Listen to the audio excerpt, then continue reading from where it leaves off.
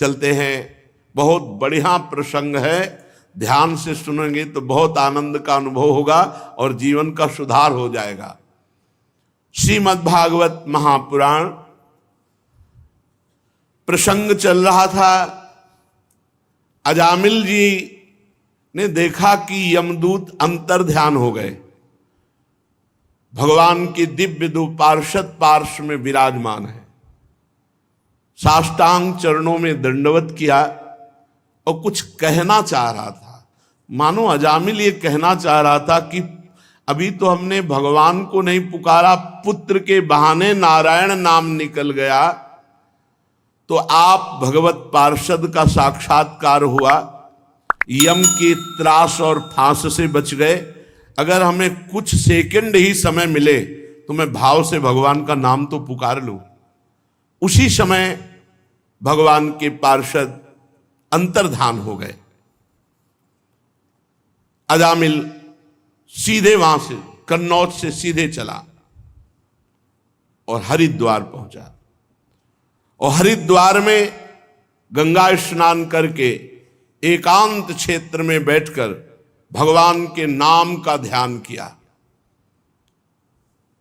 क्योंकि भगवत पार्षदों के दर्शन और संभाषण से संपूर्ण पाप नष्ट हो चुके थे, इसलिए बुद्धि पवित्र हो गई थी। तत्काल योग मार्ग में बुद्धि स्थित हुई और नामाकार वृत्ति हो गई। नामाकार वृत्ति बुद्धि को समस्त विषयों से पृथक करके नामाकार कर दिया, नाम में तन्मय कर दिया। जे ही नाम में बुद्धि तन्मय हुई, त्रिगुण का मल भस्म हो गया, सतोगुण रजोगुण तमोगुण नष्ट हो गया, बुद्धि त्रिगुणातीत। जे ही त्रिगुणातीत हुई, उसी समय देखा कि 4 पार्षद आ गए।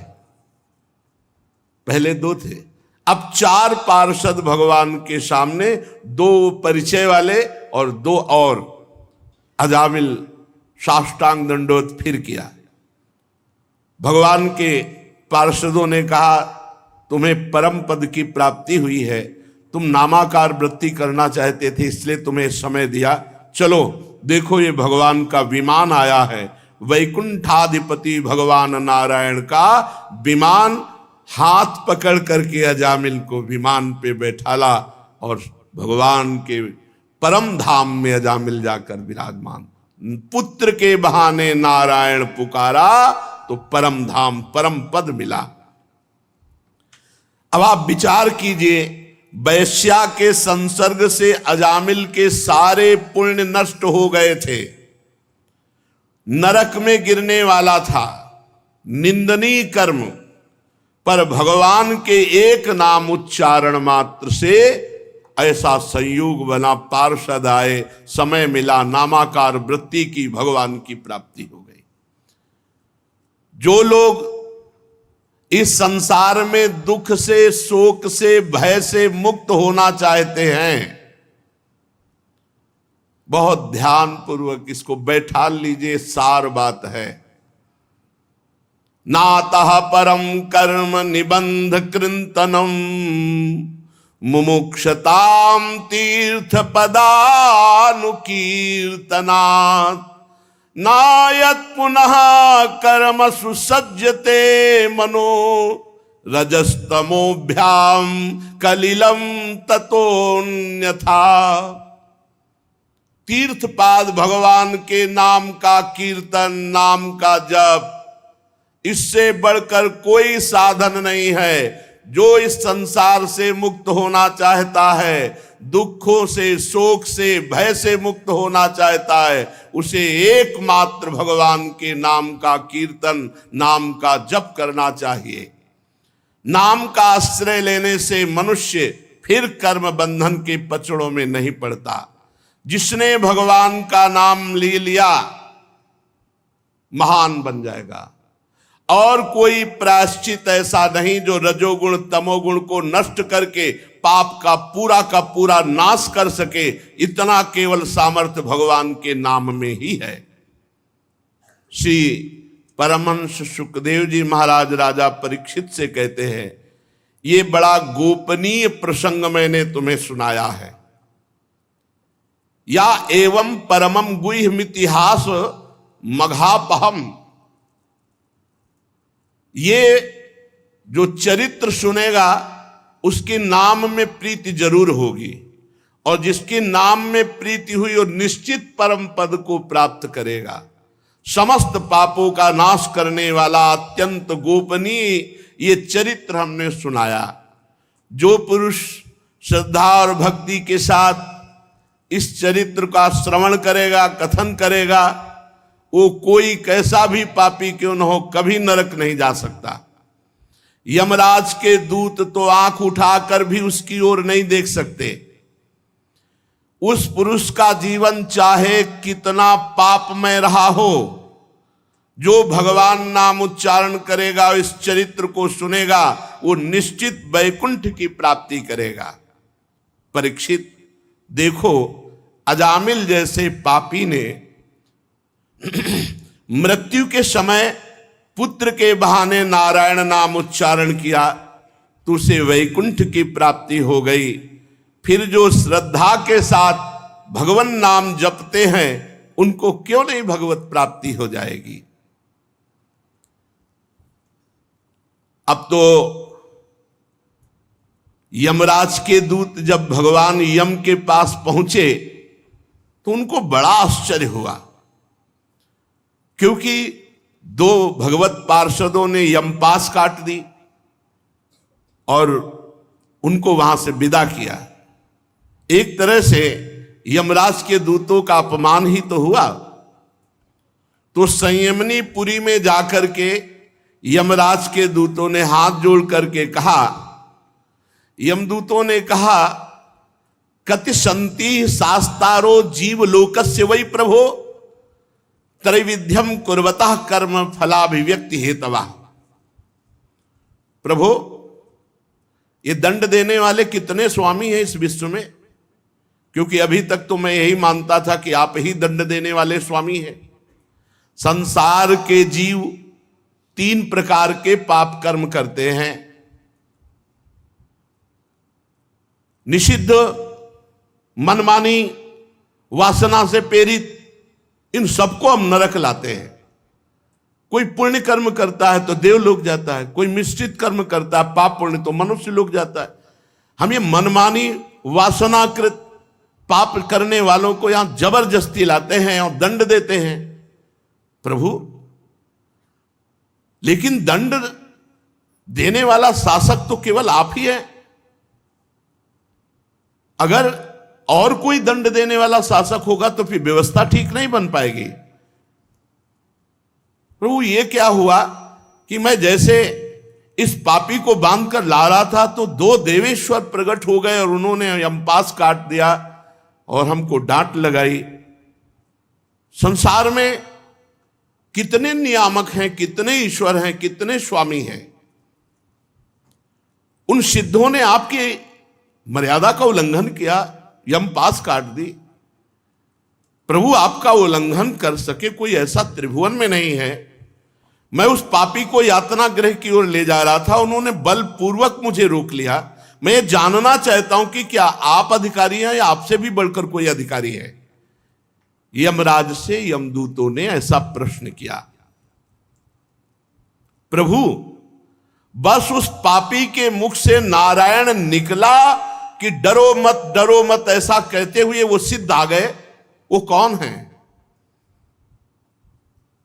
जब देव शिरोमणि प्रजाशासक दंडपाणी भगवान यमराज से यम के दूतों ने ऐसा प्रश्न किया तो यमराज ने कहा, दूतों, तुम तो केवल मुझे ही अपना स्वामी मानते हो, लेकिन मेरे भी स्वामी हैं जो चराचर जगत के स्वामी हैं। ये संपूर्ण जगत सूत में वस्त्र के समान ओतप्रोत है। जैसे पूरे वस्त्र में सूत ही सूत है, ऐसे ही पूरा जगत भगवत स्वरूप ही है। उन्हीं भगवान के अंश से ब्रह्मा जगत का सृजन करते हैं, उन्हीं भगवान के अंश से विष्णु पालन करते हैं, उन्हीं भगवान के अंश से शंकर जी इसका संहार करते हैं। ये उत्पत्ति, स्थिति, प्रलय, ये तीन रूप धारण किए हुए वही भगवान हैं, ब्रह्मा, विष्णु और महेश। और हम सब उसी प्रभु के अधीन हैं। मेरे प्यारे दूतों, वो जगदीश्वर भगवान श्री हरि सबको ऐसे अधीन रखते हैं जैसे किसान नाथ से बांधकर बैल को अधीन रखता है। ऐसे संपूर्ण ब्रह्मांड, संपूर्ण जगत को अपने अधीन भगवान श्री हरि की है। हम सब भयभीत रहते हैं उन्हीं प्रभु से कि कहीं कोई त्रुटि ना हो जाए, कहीं कोई अपराध न बन जाए। दूतों, मैं यमराज, देवराज इंद्र, निरिति, वरुण, चंद्रमा, अग्नि, शंकर, वायु, सूर्य, ब्रह्मा, 12 आदित्य, विश्व देवता, 8 वसु, साध्य, 49 मरुत, सिद्धजन, 11 रुद्र, रजोगुण तमोगुण रहित भृगु आदि महर्षि, बड़े बड़े देवता, ये सब उन्हीं भगवान के अधीन है। और कोई ये नहीं जान सकता कि भगवान कब क्या करना चाहते हैं। दूतों, जब ये ईश्वर कोटि के जन नहीं जान पाते तो औरों की तो बात ही क्या है। सबके अंतःकरण में भगवान सूक्ष्म रूप से विराजमान है। एक भक्त ने प्रश्न किया था एकांतिक में कि भगवान कहते हैं यहीं विराजमान है, तो हैं कहां? हमें तो नहीं दिखाई देते। तो दूध में घी विराजमान है, कहां दिखाओ? बोले रुको, प्रक्रिया करेंगे, दूध को औटाएंगे, दही बनाएंगे, मंथन करेंगे, मक्खन निकलेगा, फिर घी निकलेगा। हाँ, तो ऐसे ही प्रक्रिया से भगवान स्थूल सूक्ष्म कारण तीनों शरीरों का बात करके अचिंत शक्ति महाप्रभु के चिंतन में जो तन्मय है, तो वहीं हृदय में ही भगवान का अनुभव हो जाता है। जैसे मेहंदी के रेसे रेसे में लालिमा है, लेकिन आप चीर कर देख लो कहीं लाली दिखाई दे। प्रक्रिया है, प्रक्रिया करोगे तो हाथ में रखकर 30-40 मिनट बाद धो के देखो, लाल हो जाएगा। ऐसे ही परमात्मा सर्वत्र विराजमान है। साधन करो, भगवत चिंतन करो, असाधनों का त्याग करो, अभी देखो आपको अनुभव में आने लगेंगे प्रभु हृदय में ही विराजमान। सबके हृदय में भगवान साक्षी रूप से विराजमान है। कोई भी प्राणी इंद्री, मन, प्राण, हृदय या वाणी आदि के द्वारा उनको नहीं जान सकता। उनका चिंतन करे और कृपा करे तो उनको जान सकता है। प्रभु सबके स्वामी हैं, परम स्वतंत्र हैं और सब में विराजमान हैं। बिना उनकी कृपा से उनको कोई नहीं जान सकता। सोई जा नहीं जेहि देहु जनाई, वही जान सकता है जिसे भगवान कृपा करके जना दे। यमदूतो, उन्हीं मायापति पुरुषोत्तम भगवान श्री हरि के दूत परम मनोहर रूप गुण संपन्न स्वभाव संपन्न महामहिमा में विचरण करते रहते हैं। अगर कोई भी भगवान नाम जापक है और उसको कोई कष्ट देना चाहे तो भगवान के पार्षद गुप्त रूप से विचरण करते रहते, तत्काल उनकी रक्षा करते हैं। अलौकिक पार्षदों का दर्शन बड़ा दुर्लभ है।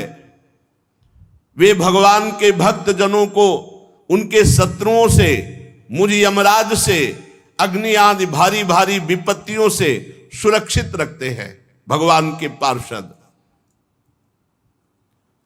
स्वयं भगवान ने धर्म की मर्यादा का निर्माण किया है। ना तो कोई ऋषि जानते हैं, ना कोई देवता, ना सिद्धगण, पूर्ण तो भगवान ही जानते हैं। ऐसी स्थिति में कोई मनुष्य, विद्याधर, चारण, असुर आदि भगवान को कैसे जान सकते हैं? भगवान के द्वारा स्थापित सूक्ष्म धर्म को कैसे जान सकते हैं? भगवान के द्वारा जो भागवत परम धर्म है वो अत्यंत शुद्ध और गोपनीय है। वो वही जान पाता है जिसे भगवान जनाते हैं। जो जान लेता है वो भगवान का स्वरूप हो जाता है। जानत तुम्हें तुम्हें हो जाई, वो साक्षात भगवत स्वरूप हो जाता है। हम 12 व्यक्ति हैं जो भागवत धर्म का रहस्य जानते हैं। ब्रह्मा जी, देव ऋषि नारद, देवाधिदेव भगवान शंकर, सनत कुमार, कपिल देव जी, स्वयंभू मनु, प्रहलाद, जनक, भीष्म पितामह, महाभागवत बलि, सुखदेव जी और मैं धर्मराज। ये 12 हैं जो भगवान की महामहिमा महाभागवत धर्म को जानते हैं। इस जगत में जीवों के लिए बस सबसे बड़ा कर्तव्य है, परम धर्म है कि भगवान के नाम जप और नाम कीर्तन में रुचि हो जाए। ये जीवन का लाभ है। नाम जप नाम कीर्तन आदि उपायों के द्वारा भगवान के चरणों की भावमयी भक्ति को प्राप्त कर ले। प्रिय दूतों, भगवान के नाम की महिमा तुमने देखी। अजामिल जैसा पापी एक बार मरते समय अपने पुत्र के बहाने नारायण नाम उच्चारण किया तो भगवान के पार्षद आ गए और मृत्यु पाश को काट दिया। जो भगवान के भाव में भर करके चरित्र सुनते हैं, भगवान की लीला गायन करते हैं, भाव में भरकर नाम जप करते हैं, नाम कीर्तन करते हैं, इससे संपूर्ण अपराधों और पापों का नाश हो जाता है। और इतना ही फल नहीं है, वो भगवान के प्रेम को प्राप्त होता है। ये अत्यंत पापी अजामिल मरने के समय चंचल चित्त से पुत्र भाव से भगवान नाम उच्चारण किया तो नामाभास मात्र से सारे पाप नष्ट हो गए और उसे भगवान की प्राप्ति हुई।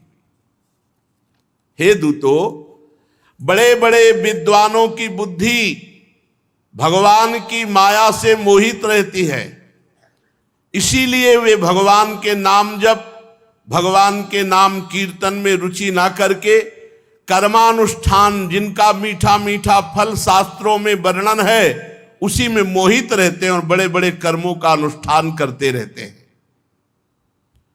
वो महामहिम भगवान के नाम में प्रीति नहीं कर पाते। ये देखो कितनी विचित्र भगवान की माया है कि विद्वान होते हुए भी वो भगवान के नाम में प्रीति नहीं कर पाते।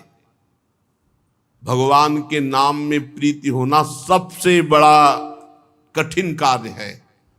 ये काम कर लिया तो विश्व में कोई भी ऐसा कार्य नहीं जो आप कर ना सके। काम, क्रोध, लोभ, मोह, मद, मत्सर सब पर विजय नाम जापक ही कर पाता है। जितना नाम जप करोगे उतने बलवान होते जाओगे आंतरिक। बड़े खेद की बात है कि सब शास्त्रों का ज्ञान होने पर भी भगवान की माया से मोहित होकर बड़े बड़े सकाम कर्मों का अनुष्ठान करते रहते हैं, भगवान नाम में प्रीति नहीं, भगवान नाम कीर्तन नाम जप में रुचि नहीं। प्रिय दूतों, बुद्धिमान पुरुष को चाहिए अनंत भगवान की महिमा अनंत नाम में छुपी हुई है। अनंत भगवान के नाम, राम कृष्ण हरि कृष्ण, हजारों करोड़ों असंख्यों नाम, बस नाम में रुचि पैदा कर ले, नाम जपने में रुचि हो जाए। जिसके मुख से भगवान का नाम निकला ते में न दंड मरहंत्यथ यद्यद मीशाम स्यात् पातकम तदपि हन्युरिगायवादा। बड़ी ऊंची बात कह रहे धर्मराज जी। जिसके मुख से भगवान का नाम निकला वो मेरे दंड का पात्र नहीं रहता, चाहे जितना पाप किया हो। मुख से नाम निकल गया, अब वो मेरे दंड का पात्र नहीं रहा।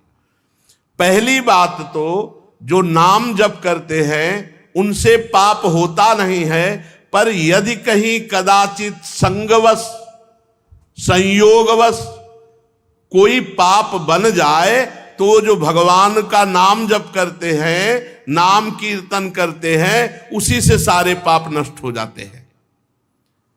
जो समदर्शी भगवान को ही अपना साध्य और साधन समझकर भगवान के भरोसे हैं, एक एक शब्द बड़ा गूढ़ है। जो भक्त भगवान को ही अपना साधन मानते हैं और भगवान को ही साध्य मानते हैं और भगवान पर निर्भर है, भगवान के प्रपन्न है, शरणागत है, तो बड़े बड़े देवता, बड़े बड़े सिद्ध उनको नमस्कार करते हैं। उन नाम जापक संतों को नमस्कार बड़े बड़े देवता करते हैं। ते देव सिद्ध परिगीत पवित्र गाथा, ये साधव समदृशो भगवत प्रपन्ना, तान्नोपसीदत हरेर्गदयाभिगुप्तान्, नैषां वयं न च वयः प्रभवाम दंडे। आहा, मेरे दूतों, जो भगवान का नाम जप करते हैं, भगवान को ही अपना साधन और साध्य मानते हैं, भगवान की शरण में है, तो बड़े बड़े सिद्ध देवता, बड़े बड़े सिद्ध ऋषि मुनि उसके यश का गान करते हैं, उसको नमस्कार करते हैं। और भगवान गदा पाणी की, कौमोद की गदा गुप्त रूप से उन भक्तों की रक्षा में रहती है। अये यमदूतो, तुम लोग कभी भूलकर मत फटकना, किसी की सामर्थ्य नहीं, ना मेरी ना और किसी की, कि नाम जापक भक्त को दंड दे सके, इतनी सामर्थ्य तो काल में भी नहीं है। मेरी क्या, नैषाम वयम न च वयः प्रभवाम दंडे, किसी का प्रभाव, किसी की सामर्थ्य नहीं कि नाम जापक को दंड दे सके। इसलिए भूल कर तुम मत जाना, जिनके मुख से नाम निकल रहा है उनके पास। बड़े बड़े परमहंस दिव्य रस के लोभ से संपूर्ण जगत और शरीर आदि से अपनी अहमता ममता हटाकर अकिंचन होकर निरंतर भगवान मुकुंद के पादारविंद का मकरंद रस पान करते रहते हैं। कभी मत फटकना ऐसे के पास, जो भगवान की कथा सुनते हैं, भगवान का नाम जप करते हैं, क्योंकि वहां भगवान की कौमोद की गदा और सुदर्शन चक्र गुप्त रूप से रक्षा करते हैं। इसलिए यमदूतो वहां पास मत फटकना।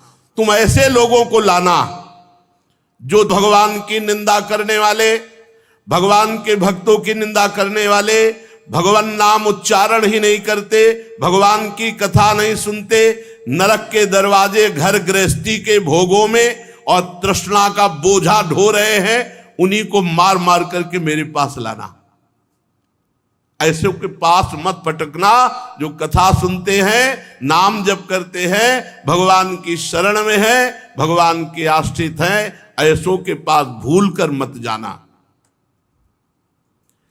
जिनकी जीव कभी भगवान के गुणगान नहीं करती, भगवान का नाम उच्चारण नहीं करती, ऐसों को लाना। जिभ्यान वक्ति भगवत गुण नाम ध्येयम चेतश्च न स्मरत तच्चरणारविंदम। जो चित्त से कभी भगवान का चिंतन नहीं किए, वाणी से कभी भगवान का नाम कीर्तन नहीं किया, वाणी से कभी भगवान के गुणगान नहीं किए, ऐसों को मेरे पास लाना। जिनका सिर कभी भगवान के भक्त संत महात्मा और भगवान के श्री विग्रह के सामने नहीं झुकता, ऐसे भगवत विमुख पापियों को मेरे पास लाना। आज मेरे दूतों ने भगवान के पार्षदों का अपराध किया तो मानो भगवान का तिरस्कार हुआ, और सेवक का अपराध स्वामी का अपराध माना जाता है।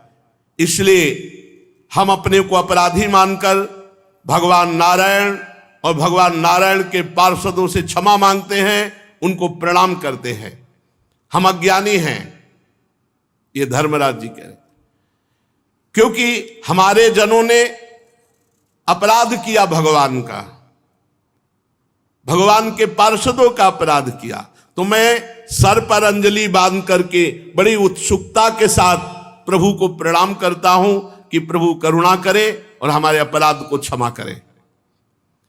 महामहान्वित भगवान के लिए योग्य है कि वे मुझ दास के अपराध को क्षमा करें। सर्वांतर्यामी एक रस अनंत प्रभु को मैं बार बार नमस्कार करता हूं। सुखदेव जी कहते हैं, परीक्षित, इसलिए तुम ऐसा समझ लो कि बड़े से बड़े पापों का सर्वोत्तम अंतिम पाप वासनाओं का निर्मूल करने वाला प्रायश्चित है केवल भगवान का नाम। जितना भगवान नाम कीर्तन, भगवत गुण लीला गायन श्रवण, इससे बढ़कर कोई भी साधन नहीं पाप के नष्ट करने का और भगवत प्राप्ति का, भगवत प्रेम प्राप्ति का। जो लोग बार बार भगवान के उदार गुण, कृपापूर्ण चरित्रों का गायन करते हैं और खूब ध्यान मन लगाकर कथा सुनते हैं, नाम कीर्तन करते हैं, उनकी जैसी आत्मशुद्धि होती है वैसी किसी बड़े बड़े व्रतों का अनुष्ठान, बड़े बड़े तीर्थयाटन, बड़े बड़े संयम नियम करने वालों की भी वैसी शुद्धि नहीं होती। तस्मात् संकीर्तनम विष्णुर जगन मंगल मंहसाम महतामपि कौरव्य विद्धे कांतिक निष्कृतिम शृण्वताम गृणताम वीर्या युद्धामानि हरिर्मुहु यथा सुजातया भक्त्या शुद्धिन्नात्मा व्रतादिभि। बड़े बड़े व्रतों का अनुष्ठान करने से जो लाभ नहीं मिलता, बड़े बड़े तीर्थयाटन करने से जो लाभ नहीं मिलता, वो शृण्वताम गृणताम, जो भगवान नाम सुनते हैं, भगवान नाम कीर्तन करते हैं, उनको जैसी शुद्धि होती है वैसी किसी अन्य साधन से नहीं। जो मनुष्य भगवान श्री कृष्णचंद्र जी के चरणारविंद का दासत्व स्वीकार करके खूब नाम जप नाम कीर्तन करता है, वो इस महान माया के आपातरम्य दुखद विषयों से बैरागी बन जाता है। ब्रह्मादिक के भोग सब विषम लागत ताई, नारायण ब्रजचंद की लगन लगी है जाए। कृष्णांग पद्म मधुलिन पुनर्विशिष्ट माया गुणेशु रमते वृजना वहेशु। जो भगवान के चरण के आश्रित हैं, भगवान के चरण कमलों के जो भ्रमर बने हुए हैं, जो नाम कीर्तन करते हैं, नाम जप करते हैं, उनको माया का ये दुखद विषय आकर्षण नहीं होता। चाहे वो ब्रह्मादिक के भी भोग क्यों न हो, वो आकर्षित नहीं कर सकते नाम जापक को। समझो, ये कहते हैं हम चाहते नहीं है पर हमारा मन विषयों में जाता है और ऐसा नाम जप नहीं, इसलिए नाम जप बढ़ाइए। देखिए यहां कह रहे हैं कि जो संपूर्ण लोक लोकांतरों के भोग हैं वो कृष्ण चरणारविंद के दासत्व से युक्त हृदय वाले को, जिनका नाम जप चल रहा है, नाम कीर्तन, कभी नहीं घसीट सकते। नाम जप नहीं है, वही कमजोरी हमारी हमें भोगों में ले जा रही है। कामनाओं के समय आप नाम जप क्यों नहीं कर रहे थे जब कामना उत्पन्न हो रही थी? अगर नाम जप नहीं होगा तो बुद्धि का हरण हो जाएगा, बुद्धि में पानी फेर देगी माया और आप वही कर बैठेंगे जो नहीं करना चाहिए। इसलिए बुद्धि को शुद्ध रखने के लिए, पापों का मार्जन करने के लिए अन्य कोई प्रायश्चित कर्म की जरूरत नहीं। निरंतर नाम जप करो, नाम कीर्तन करो, भगवान की कथाएं सुनो, इससे हृदय बहुत जल्दी पवित्र होगा। परीक्षित, जब यमदूतों ने अपने स्वामी धर्मराज के मुख से इस प्रकार भगवान की महिमा सुनी तो भूमि पर मस्तक रखकर भगवान के पार्षदों और भगवान को प्रणाम किया और उनके आश्चर्य की सीमा न रही कि जीवन भर पाप करने वाला एकमात्र भगवान के नाम का उच्चारण करके ऐसी महिमा युक्त परम पद को प्राप्त हुआ। उस दिन से यमदूतों में बात फैल गई कि किसी भी नाम जापक की तरफ आंख उठाकर भी कोई यमदूत न देखे। पूरे यमपुरी में यमदूतों में बात फैल गई, नाम जापक के ऊपर आंख उठाकर भी कोई यमदूत न देखे। प्रिय परीक्षित, इतिहास मिमं गुह्यम भगवान कुंभ संभव कथयामास मलय आसीनो हरिमर्चयन। ये इतिहास परम गोपनीय अत्यंत रहस्यमय है। मलय पर्वत पर विराजमान भगवान अगस्त्य जी ने श्री हरि की पूजा करते समय मुझे ये सुनाया था। जो ये सुनेगा उसकी नाम में रति हो जाएगी, और नाम में रति हुई तो भगवान में रति हो जाएगी। राजा परीक्षित जी ने पूछा, आपने संक्षेप में तीसरे स्कंद में इस बात का वर्णन किया था कि स्वयंभू मनवंतर में देवता असुर मनुष्य सर्प पशु पक्षी आदि की सृष्टि कैसे हुई। प्रभु, मैं थोड़ा और विस्तार से जानना चाहता हूं। श्री सुखदेव जी ने कहा, राजा प्राचीन वर्ग के 10 पुत्र, जिनका नाम प्रचेता था, पीछे आपने सुना, और वो समुद्र में खड़े होकर भगवान शंकर के द्वारा बताए हुए रुद्र गीत से आराधना कर रहे थे। 10,000 वर्ष तक समुद्र में खड़े होकर उस मंत्र का जप करते हुए आराधना की। तो जब बाहर निकले तो देखा वृक्ष ही वृक्ष, कहीं ऐसी जगह नहीं जहां वृक्ष ना हो। तो उनको वृक्षों पर बड़ा क्रोध आया, प्रचेतागणों को, और उन्होंने अपने तपोबल से क्रोधाग्नि प्रकट करके वृक्षों में आग लगा दी। वायु और अग्नि का संकल्प किया तो वायु और अग्नि वृक्षों को भस्म करने लगी। हर बात में कोई न कोई रहस्य होता है। ये भगवान की आराधना करके निकले, भगवान का साक्षात्कार हुआ, अचानक इनको क्रोध आ गया। इसमें भी भगवान की इच्छा है। उर्पेरक रघुवंश विभूषण, प्रचेताओं के संकल्प से वायु और अग्नि का जे भी संकल्प किया, संपूर्ण वृक्षों में आग लग गई। तो वृक्षों के राजाधिराज हैं चंद्रमा। तत्काल चंद्रमा वृक्षों से कहा कि जो हमारे द्वारा पालन की हुई कन्या है वो इनको प्रदान कर दो, इनका क्रोध शांत हो जाएगा। चराचर जगत का पालन पोषण भगवान चंद्रमा से होता है। ये अमृतमय है। ये संपूर्ण प्राणियों के लिए जिसका जो आहार है इन्हीं की किरणों से पुष्ट होता है।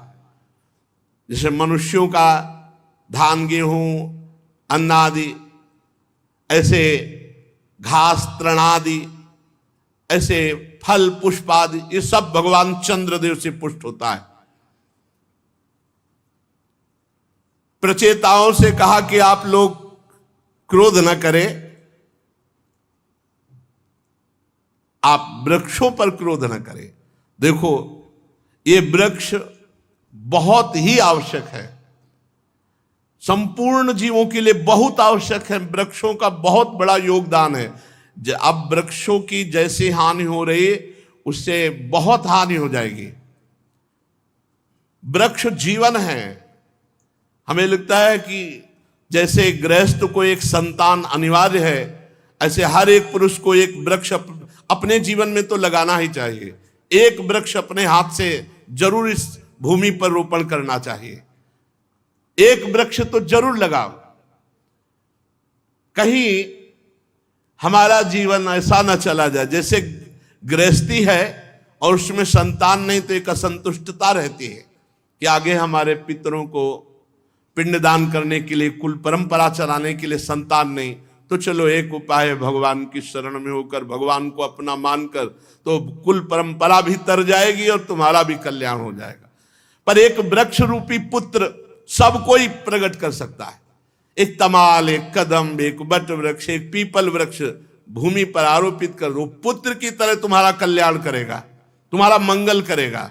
एक वृक्ष तो जरूर लगाना चाहिए। यदि जमीन हो और सामर्थ्य हो तो एक वृक्ष लगाना चाहिए। और काटने पर बहुत विचार करना चाहिए। वृक्ष काटना नहीं चाहिए, विचार करो, जहां तक बच जाए बचाओ। ये प्रकृति में बहुत सुख प्रदान करने वाले हैं, बहुत सुख प्रदान करने वाले हैं। इनसे हमारे को बहुत सुख मिलता है। ये हमारी प्रजा की रक्षा करते हैं। वृक्ष ये अपने पास से कभी किसी को खाली नहीं जाने देते। नहीं है तो छाया ही सही, दर्शन सुख सही, और ऑक्सीजन तो देते ही हैं, और फल पुष्प पत्र ये सब देते हैं। प्रचेताओं, समस्त प्राणियों के हृदय में सर्वशक्तिमान भगवान विराजमान है। तुम अपने हृदय में उन भगवान का चिंतन करके उनको प्रसन्न करो और क्रोध शांत करो। अब पीछे आपने सुना था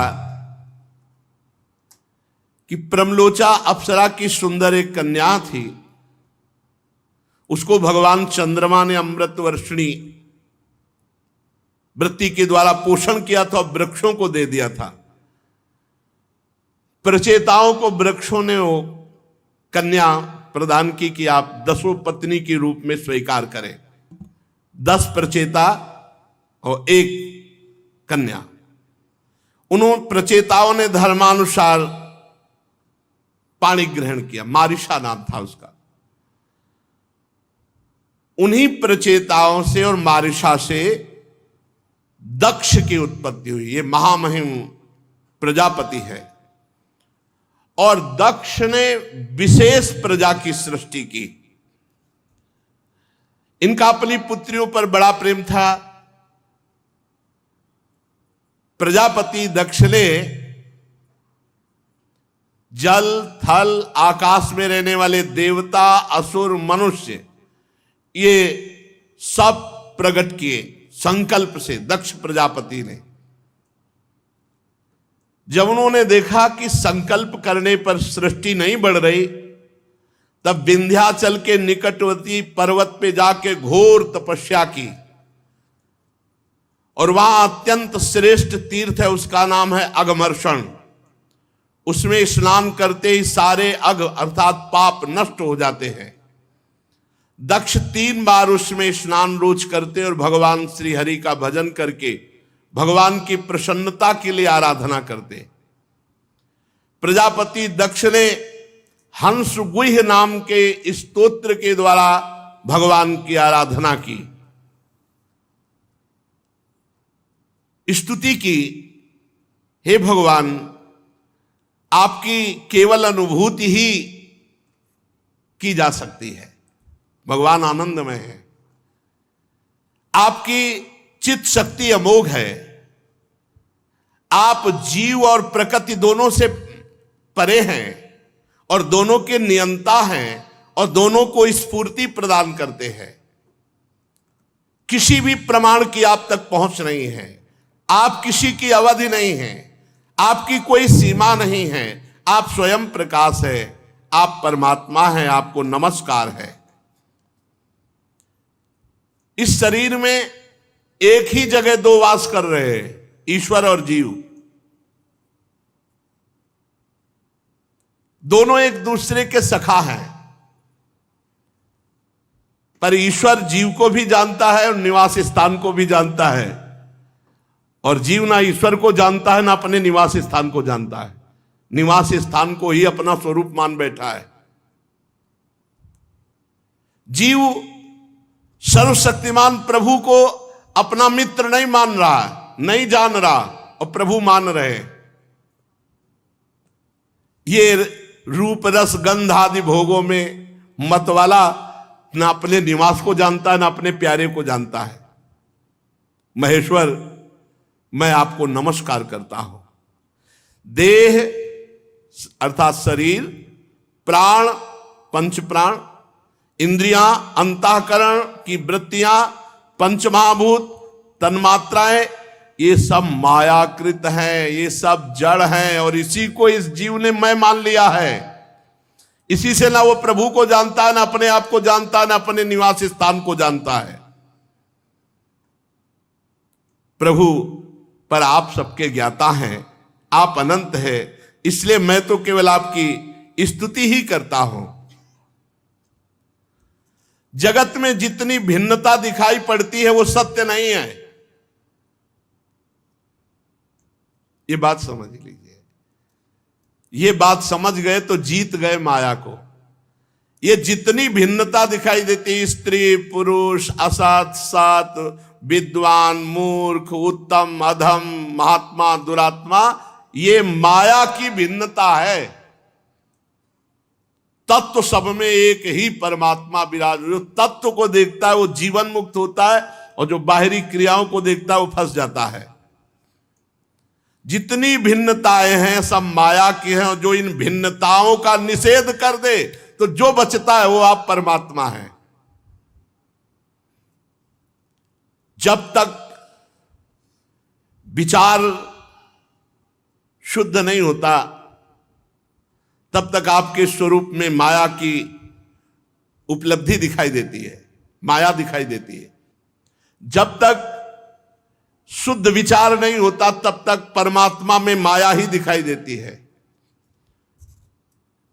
सारे नाम, सारे रूप, चराचर जगत केवल आप बने हुए हैं। यह बात कैसे समझ में आ रही? केवल आप बने हुए। प्रभु आप प्रसन्न होइए, मेरे को दृष्टि दीजिए, केवल आप है। जो कुछ वाणी से कहा जाता है, जो कुछ मन से सोचा जाता है, जो कुछ बुद्धि से निश्चय किया जाता है, जो कुछ इंद्रियों से ग्रहण किया जाता है, वो सब माया ही है। माया में गो गोचर जहां लगो मन जाई, सो सब माया जानो भाई। इससे आपके स्वरूप को नहीं जाना जा सकता। गुण, सतोगुण, रजोगुण, तमोगुण, उनकी उत्पत्ति, उनका अधिष्ठान सब आप में है, पर आप ऐसे छुपे हुए हैं कि आपको जाना नहीं जा सकता। इनके द्वारा भगवान आप अपनी कृपा से अपनी पहचान करवाते हैं।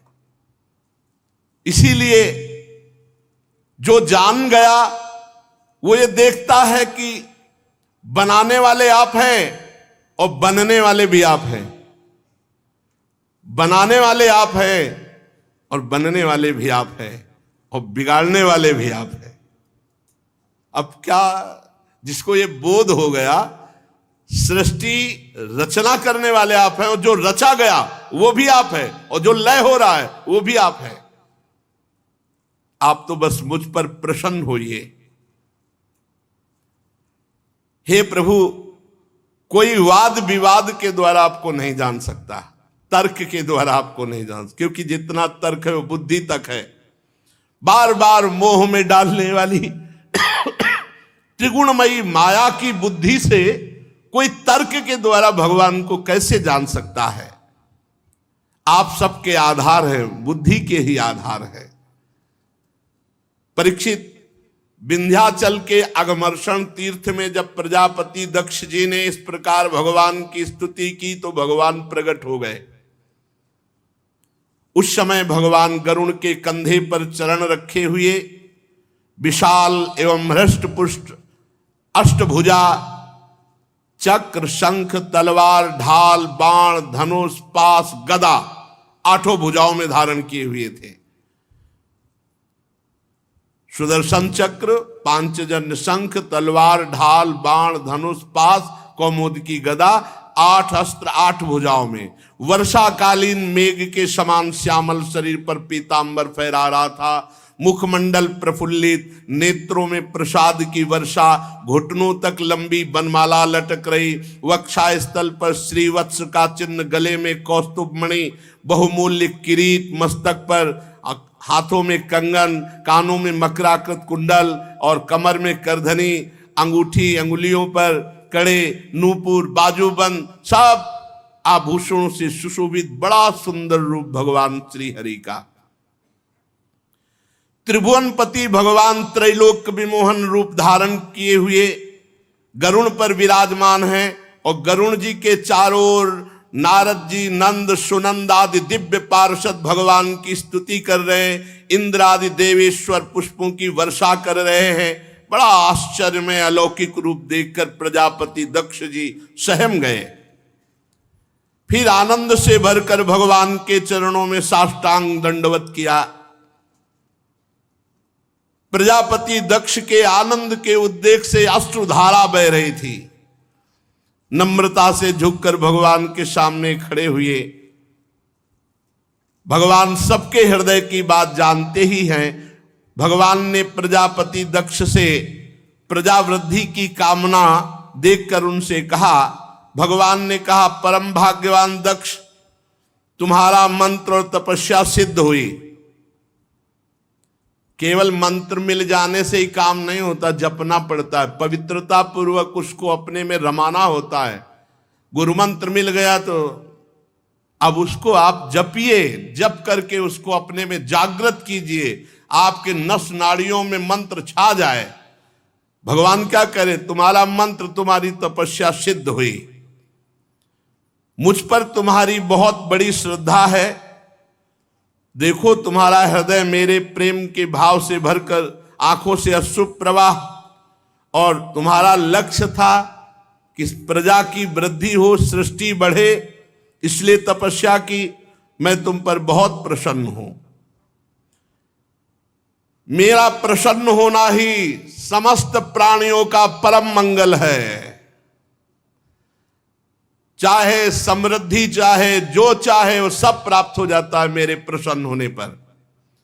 ब्रह्मा, भगवान शंकर, तुम्हारे जैसे प्रजापति, स्वयंभू मनु, इंद्रादि देवेश्वर, ये सब मेरे अंश हैं, मेरी विभूतियां हैं। तपस्या मेरा हृदय, विद्या शरीर है, कर्म आकृति है, यज्ञ अंग है, धर्म मन है, और देवता प्राण है। जब ये सृष्टि नहीं थी तब केवल मैं था। ये बहुत जोर की बात है, बहुत धैर्य से सुनना चाहिए। अहम एवा समेवाग्रे नान्यत किंचांतरम बहि संज्ञान मात्रम अव्यक्तम प्रसुप्तमिव विश्वतः। जब ये सृष्टि नहीं थी तब केवल मैं ही था, वो भी निष्क्रिय, क्रिया रहित। बाहर भीतर कहीं कुछ नहीं था, कुछ नहीं था।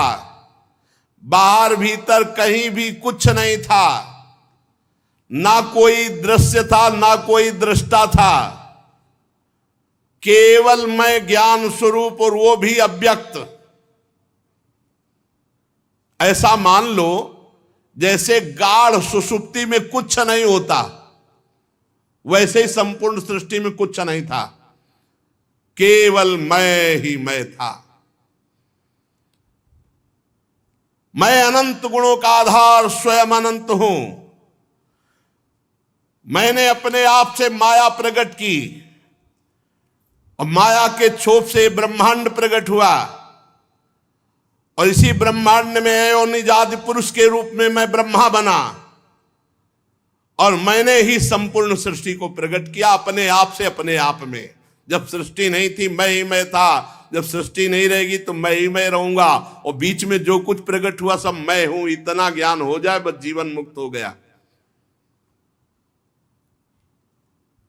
और ये बात तभी समझ में आएगी जब तपस्या होगी। बिना घोर तप के ये कोई नहीं जान सकता।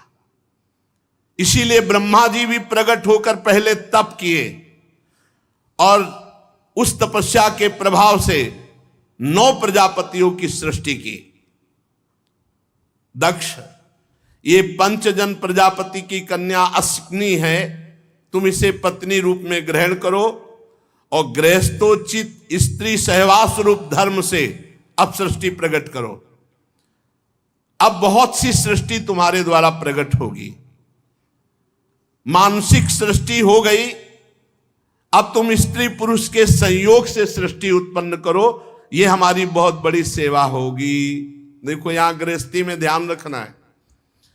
जो लोग समझते हैं कि हम गृहस्थ में हैं, हमको तो भगवत प्राप्ति नहीं हो सकती, वहां आप देखिए यहां भगवान कह रहे हैं ये गृहस्थ धर्म में संतान उत्पन्न करना भी भगवान की पूजा है। कह रहे मेरी सेवा होगी। स्त्री पुरुष के संयोग से जो संतान उत्पन्न होती वो मेरी सेवा ही होती है। और संतान को पढ़ाना लिखाना पोषण करना, परिवार का मेहनत करके धन, ये सब पूजा है भगवान की। मन मानो, तुम अहंकार मत करो। नाथ सकल संपदा तुम्हारी, मैं सेवक समेत सुत नारी। बढ़िया भगवत प्राप्ति हो जाएगी। नाम जप करो और धर्म पूर्वक आचरण करो। भगवान इतना कह करके अंतर ध्यान हो गए। दक्ष प्रजापति आश्चर्यचकित हो गए। इतना प्रेम विह्वल है कि खड़े रहने की भी सामर्थ्य दक्ष प्रजापति में नहीं, भगवान के दर्शन के आनंद से।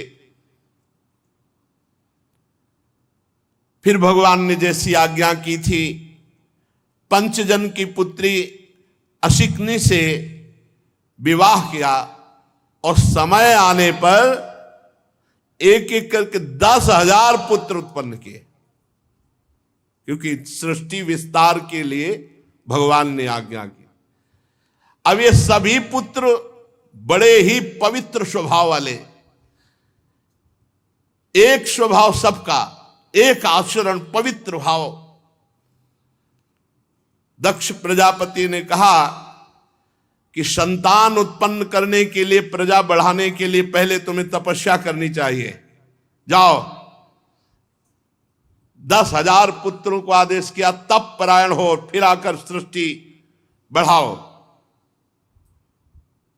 10,000 पुत्र पश्चिम दिशा की ओर चले और सिंधु नदी समुद्र के संगम पर नारायणसर नामक एक महान तीर्थ है, वहां वो तपस्या के लिए निवास करने लगे ऋषि मुनियों के आश्रमों में। देवर्षि नारद जी ने देखा है तपस्या करने आए हैं और ये प्रजा की वृद्धि करना चाहते हैं, तो 10,000 को बुलाया और एकांत में बैठाला। देवर्षि नारद जी ने कहा, तुम आए हो तपस्या करके और तपस्या का उद्देश्य है प्रजा की वृद्धि करना।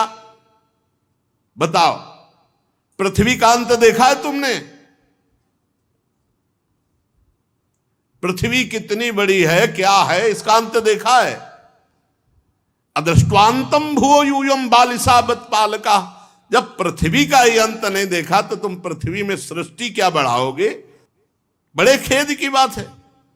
एक ऐसा देश है जिसमें एक ही पुरुष है, देखा है? उनका नहीं। फिर क्या तुम तपस्या करने? एक ऐसा देश है जिसमें एक ही पुरुष है। पृथ्वी का अंत देखा? बोले नहीं देखा। बोले एक ऐसा बिल है जिसमें प्रवेश होने के बाद बाहर का रास्ता ही खत्म, निकल ही नहीं सकता, देखा है? बोले नहीं देखा। एक ऐसी स्त्री है जो बहुरूपिणी है, उससे बच नहीं सकता, फंसा लेगी, देखा है? बोले नहीं देखा। बोले एक ऐसा पुरुष है जो व्यभिचारिणी का पति है, देखा है? बोले नहीं देखा। बोले एक ऐसी नदी है जो आगे पीछे दोनों ओर बहती है, देखा है? बोले नहीं देखा। बोले एक ऐसा विचित्र घर है जिसमें 25 पदार्थ भरे रहते हैं, 25 पदार्थों से बना है, देखा है? बोले नहीं। बोले एक ऐसा हंस है जिसकी बड़ी कहानी विचित्र है, देखा है? बोले नहीं। बोले एक ऐसा चक्र है जो छुरे एवं वज्र से भी कठोर है और वो घूमता रहता, सबको काटता रहता है, देखा है? बोले नहीं। तो बोले मूर्ख हो, फिर क्या देखा है तुमने, क्या समझा है तुमने?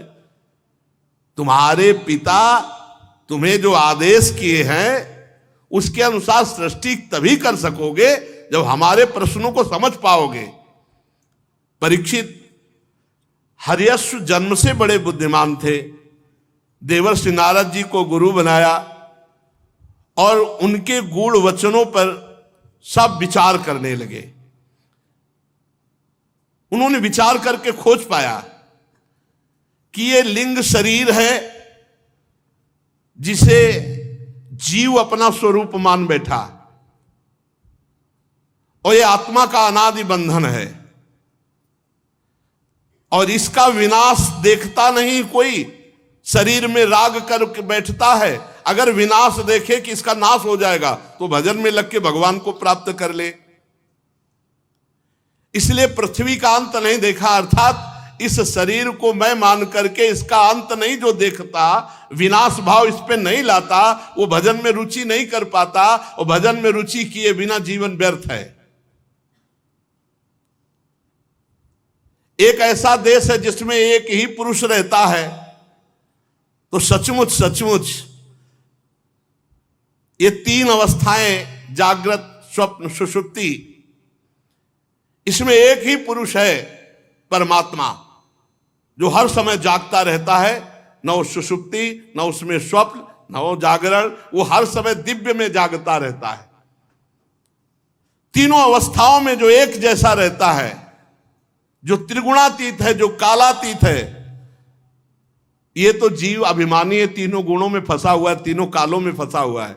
जो जागता रहता है एक नगर में एक ही पुरुष, वो एक नगर में एक ही परम पुरुष परमात्मा है। सचमुच वो ईश्वर ही है, सबका आश्रय है, परंतु उसे कोई नहीं जानता है। वही भगवान है जो प्रकृति से अतीत नित्य मुक्त परमात्मा को देखे बिना अन्य कार्यों में अपना जीवन अर्पित कर देता है। उसका जीवन व्यर्थ है, व्यर्थ जीवन है। और एक बिल ऐसा है जिसमें घुसने के बाद कोई आज तक वापस नहीं आता, वो है माया। इस माया रूपी बिल में एक बार जो घुसा तो नए नए देश, जैसे नीचे पाताल अतल वितल सुतल लोक है, नए नए खेल माया के, नए नए आकर्षण माया के, निकल ही नहीं पाया, लौट ही नहीं पाया अभी तक। जैसे कोई पाताल में प्रवेश कर पावे तो लौट नहीं पाता, ऐसे जीव इस संसार रूपी बिल में एक बार प्रवेश किया, वापस नहीं लौट पाया। ऐसा ये माया ठगनी का रचा हुआ संसार है, एक बार जो प्रवेश किया वापस नहीं लौट पाया, वापस नहीं लौटा। इसी शरीर में, इसी मन में, इसी इंद्रियों में इस कोट से फंस गया कि कभी वापस ही नहीं आ पाया। वो नारद जी ने जो कहा एक बिल है जिसमें प्रवेश करने के बाद वापस नहीं आया। वापस आने का मतलब अपने स्वरूप में स्थित हो जाना नहीं, बस वही स्त्री पुत्र परिवार राग धन मकान, इसी में सत्य मानकर फंस गया। एक स्त्री है जो बहुरूपिणी सबको फंसा लेती है, यही त्रिगुणात्मिका माया। कोई ऐसा नहीं है जिसको ये फंसा न ले। शिव विरंचिका मोहे को है बपुरान, अस जिय जान भजी मायापति भगवान। ज्ञानी नाम अपचेतांश देवी भगवती ही सा। वो बहुत रूप धारण करके जीव को भगवान से विमुख किए हुए है। और इसी माया का जो भोक्ता बनता है वो व्यभिचारिणी पति है, वो व्यभिचारिणी पति है। क्योंकि विविध प्रकार की वासनाओं में फिसला हुआ जीव कभी निकल नहीं पाता है। जीव इस माया का अंत जाने बिना, अर्थात विवेक ज्ञान प्राप्त किए बिना कभी शांति को प्राप्त नहीं हो सकता। ये माया बुद्धि में बैठ जाती है और बुद्धि ही उल्टा स्त्री के समान इसको फंसाती रहती। ये भोग, ये भोग, यहां चलो, ये देखो, ये सूंघो, ये सुनो, ये भोगो। जीव परतंत्र हो करके अपनी स्वतंत्रता, अपने स्वरूप ज्ञान को नष्ट कर दिया है। एक नदी है जो दोनों तरफ बहती है, वो है माया। माया का ये दोनों तरफ बहती। सृष्टि रचना भी इसी से होती है, सृष्टि विनाश भी यही रचती, यही विनाश, दोनों तरफ यही रचती है और यही नष्ट भी करती है। ये दोनों तरफ बहती है। अहंकार, क्रोध, काम, मोह, मद, मत्सर इस माया के वेग हैं, और रचना और नाश हो जाना इसकी दोनों तरफ के वेग है। ये इधर भी बहती विनाश की तरफ और इधर भी सृजन भी। 25 तत्व का एक ही अद्भुत घर है। पुरुष उसका आश्चर्य में आश्रय है, और वो अपने स्वरूप को भूलकर इसी घर में बैठ गया, स्त्री शरीर मानकर, पुरुष शरीर मानकर। भगवान का स्वरूप ये हंस है जीव, ये हंस अपने को भूल करके जीव भाव में आकर के दुर्गति को प्राप्त हो गया। एक चक्र है, वो काल चक्र, जो सबका नाश करता है, हर समय घूमता रहता है, सारे जगत को नष्ट करता रहता है। किसी की रोकने की सामर्थ्य नहीं इस काल चक्र को। इसलिए शास्त्र ही पिता है, और जो नए जन्म का निर्माण करता है। शास्त्र पिता अर्थात ज्ञान का उत्पन्न होना नया जन्म है। इसी जन्म से हमारा परम मंगल होगा। ज्ञान नहीं हुआ तो मरा हुआ व्यक्ति समझो। जिसके हृदय में ज्ञान नहीं तो बस गलत आचरण होते हुए दुर्गति को प्राप्त होता है। 10,000 ने नारद जी की परिक्रमा की, प्रणाम किया और कहा आज से हम सब सन्यासी, लौट के नहीं जाएंगे दक्ष के पास, अब भजन करेंगे। जान लिया आपने जो इशारा किया। और सब मोक्ष पथ के पथिक बन गए 10,000 पुत्र।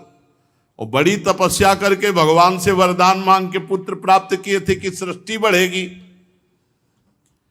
वो नारद जी ने बीड़ा उठाई, नारायण नारायण श्री हरि चल दिए, 10,000 को बाबा जी बना दिए। दक्ष प्रजापति को मालूम हुआ कि मेरे शीलवान 10,000 पुत्रों को जो इतनी बड़ी तपस्या की थी उनको सबको संत बना दिया, मोक्ष पथगामी।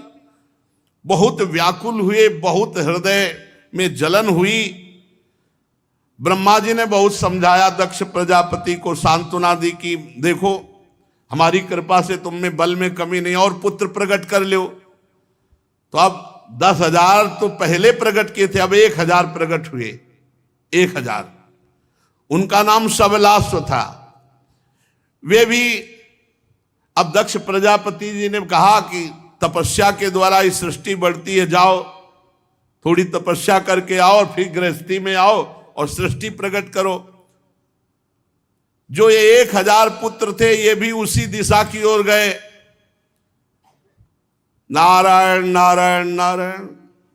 देवर्षि नारद जी आ गए, नमस्कार किया सबने। बैठो बैठो। काहे के लिए आए हो? भगवान पिताजी ने आज्ञा की तपस्या करके पुत्र उत्पन्न करना। तुम्हारे बड़े भाई थे, तुम जानते हो? बोले हाँ 10,000 थे, सब 10,000 भगवान को प्राप्त हुए। तुम माया में मत फंसो। पुत्रों मैं जो उपदेश देता हूं, पहली बात तो छोटे भाई को बड़े भाई का अनुसरण करना चाहिए। तुम्हारे सब बड़े भाई बाबा जी बन गए, तुमको भी बाबा जी बनना चाहिए। बड़े भाइयों का अनुसरण करो। श्रेष्ठ वही है जो अपने बड़े भ्राता जो धर्मवान हो उनका अनुसरण करे। सबलाश्वों ने जो 1,000 थे उनको उपदेश किया देवर्षि नारद जी ने भगवान का भजन करने के लिए। तो वो सब इस मंत्र का जप करते हुए कि जो सबके अंतर्यामी विशुद्ध चित्त परमात्मा सबके हृदय में विराजमान परम हंस रूप से हैं, उन भगवान की हम आराधना करते हैं। हम नमस्कार पूर्वक ओंकार स्वरूप भगवान नारायण का ध्यान करते हैं जो सबकी आत्मा सर्वव्यापक परमहंस स्वरूप हैं। मंत्र दिया को जाओ बेटा लंगोटी पहनो कमंडल लो, आप सरिस चाहें सबके। 1,000 को फिर बाबा जी बना दिया। अब वो वहां सृष्टि बढ़ाने के लिए बार बार संकल्प तपस्या सब लगा के पुत्र प्रकट करते हो, नारद जी बाबा जी बना देते हैं। इसीलिए भगवान के भक्तों का सानिध्य माया में नहीं फंसने देता। अब वो सब अंतर्मुख होकर के भगवान के चिंतन में आज तक नहीं लौटे। दक्ष प्रजापति को सूचना मिली कि 10,000 जिस मार्ग में गए थे 1,000 को और बाबा जी बना दिया नारद जी ने। अब इतने व्याकुल हुए और नारद जी के प्रति बहुत क्रोध आया और कहा चौपट कर दिया सारी तपस्या, हमारी तपस्या से पैदा किए थे। उन्होंने इतना शोक हुआ कि परम निर्मल महाभागवत नारद जी पर क्रोध के कारण ओर फड़कने लगे और संयोग वसात देवर्षि नारद जी उसी बीच में पहुंच गए। कैसे हो दक्ष प्रजापति? जैसे कोई न मान लो घाव करके नमक डाल दे। दक्ष प्रजापति ने कहा अहो असाधो साधु नाम साधु लिंगे नस्त्वया। साधु का भेष धारण किए हुए ये सुनना पड़ता है भैया। गाली गलौज अपमान ये सब श्रृंगार है भगवान के मार्ग में। अहो असाधो साधु नाम साधु लिंगे नस्त्वया। साधुओं का बाना पहन रखा है, हो घोर असाधु। देवर्षि नारद जी को कहा हमारे भोले भाले बालकों को भिक्षुकों का मार्ग, सन्यासी बना दिया, बाबा जी बना दिया, बड़ा अपकार किया, हमारा बड़ा अमंगल किया। देखो, मोही आदमी चाहे जितना तपस्वी हो, दूसरे का लड़का भजन करे तो बोले तुम्हारे अहोभाग्य, तुम्हारा लड़का भजन करता है, वृंदावन भी जाता है। वो अपना लड़का माला उठा ले तो फिर कलेजे में क्या होता है देख ले। फिर लगेगा कि कहीं बाबा जी न बन जाए, कहीं घर द्वार न छोड़ दे। इसलिए एक कई आए हैं जो बताए कि माता पिता ने हमारा माला तोड़ दिया और कहा मोबाइल तोड़ दिया कि अगर सत्संग सुनोगे। ये तो पक्का है, बाबा जी बनो ना बनो, लेकिन एक अच्छे समाज सेवी, एक अच्छे भगवत भक्त, एक अच्छा जीवन निकल। और जो माता पिता भगवान का भजन नहीं बताते, अध्यात्म नहीं सुनने देते, वही लड़का जब बड़े होते तो थप्पड़िया के घर के बाहर निकाल देते हैं या अनाथालय भेजे आते हैं। अब दक्ष प्रजापति ने कहा कि तुम साधु का बाना बनाए हुए हो, साधु नहीं हो, तुम असाधु हो। तुमने हमारे बालकों को बाबा जी बना दिया, तुम्हें क्या ज्ञान है? दक्ष प्रजापति कह रहे, ब्रह्मचर्य रहने से ऋषि ऋण से मुक्त हुआ जाता है, यज्ञ करने से देव ऋण से मुक्त हुआ जाता है, और पुत्र उत्पन्न करने से पितृ ऋण से ऋण हुआ जाता है, और सेवा करने से माता पिता की मातृ ऋण से ऋण। ये सब ऋण बकाया है, तुमने उनको बाबा जी बना दिया। और आप भागवत में पढ़ लीजिए, भगवान कहते जो मेरा भजन करते हैं सब ऋणों से वो मुक्त हो जाते हैं। महात्मा नारद जी को दक्ष जी गुस्सा में कहे, ये पापा तो सुनना पड़ेगा, सब सुनना पड़ता है। बहुत बढ़िया काम है, जीव को मंगल में रास्ता बता दे, अपने को गाली वाली मिल जाए तो क्या फर्क पड़ता है। बहुत गालियां सुननी पड़ी, ऐसा थोड़ी होता है, ये सब ये है ऐसा। तुमने हमारे बच्चों के दोनों लोकों को चौपट कर दिया, दक्ष प्रजापति ने कहा। तुम साधु दया नहीं तुम्हारे हृदय में, तुम साधु नहीं हो। ये मोही लोगों के निर्णय होते हैं। अरे हमारे छोटे छोटे बच्चे, उनको तुमने बिगाड़ दिया। तुम भगवान के भक्तों में कलंक हो, सचमुच तुम निर्लज्ज भी हो। नारद जी कुछ नहीं बोल रहे, मुस्कुरा रहे। मैं जानता हूं तुम्हारे हृदय में कोई मोह ममता तो नहीं है, क्योंकि लड़का बच्चा तो है नहीं। तुम क्या जानो परिवार का प्रेम, हमारे पुत्रों को जो बाबा, क्या जानो परिवार का प्रेम। ठीक बात है, क्या जाने परिवार, लेकिन तुम नहीं जानते हो प्रेम किसे कहते हैं। तुम मोह से ग्रसित हो, इसलिए प्रेम को नहीं जानते हो। सच्चा प्रेम तो महात्मा ही करते हैं, जो भगवान के प्रेमी जन होते हैं, जन्म जन्म की बिगड़ी बना देते हैं। देखो माता पिता किस बात में सुखी होते हैं, अच्छा खवा दिया, अच्छा कपड़ा लत्ता, खूब डट के सो जाओ, जगाएंगे नहीं, माता पिता नहीं जगाएंगे। खूब अच्छे से सो जाओ, खाओ पियो, पढ़ो लिखो, रुपया कमाओ, बढ़िया दुल्हन लाओ, बढ़िया दूल्हा मिले, भाई इतना ही है। इनके प्रेम का उद्देश्य इतना ही है। और अगर कहीं किसी संत महात्मा का कृपा प्रसाद प्राप्त हुआ तो वहीं रहते हुए अपने चित्त को भगवान में स्थित किया, या इतना प्रबल तीव्र वैराग्य जागृत कर दिया कि संपूर्ण संसार से अनंत जन्मों की बिगड़ी मिटा करके और भगवान की प्राप्ति, जन्म मरण के बंधन से मुक्त। झूठ मूठ वैराग्य का स्वांग भरा दिया हमारे बच्चों को, बहुत कड़ुआ बोल रहे और ज्ञान की बातें भी कह रहे हैं। नारद विषय भोग का अनुभव किए हुए जब वैराग्य लिया जाता है तो सच्चा वैराग्य होता है, और जिसने विषय भोग ही नहीं किया उनको वैराग्य बना दिया, उनका बीच में मन बिगड़ेगा तो यह है विषयी पुरुष का तर्क। और रामकृष्ण परमहंस जी ने क्या कहा, कोरी मटकी में बहुत बढ़िया दही जमता है, जिसने कभी विषय भोगा ही नहीं तो चदरिया जैसी की तैसी धरी दीनी झीनी रे झीनी। क्या उस महापुरुष का जीवन जिसने कभी विषय संयोग ही नहीं किया, बलिहार है उसके चरणों में। क्या जाने विषयी पुरुष उस मार्ग को जिसने कभी विषय का संयोग ही नहीं किया, आजीवन भगवान के लिए अपने शरीर को वस्त्र की तरह पवित्र रखकर भगवान के चरणों में वापस कर दिया। सातरति सा लोकांतारयति, जाओ मैं तुम्हें साप देता हूं, दक्ष प्रजापति भजनानंदी हैं, भगवान का भजन किए हैं, लेकिन मोह से ग्रसित है। और देवर्षि नारद जी, नारद सिख जे सुनहि नर नारी, अवसि भवन तजी हो ही भिखारी, आप सरिस चाहें सब कीन्हा।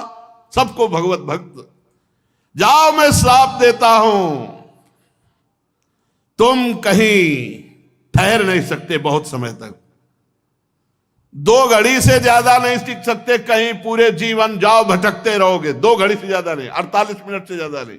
नारद जी ने कहा 48 मिनट में तो हम काम कर देंगे। 48 मिनट का हमें मिल गया तो इतने में तो हम 10,000 और 1,000 सबको भगवान का भक्त सन्यासी बना दिया।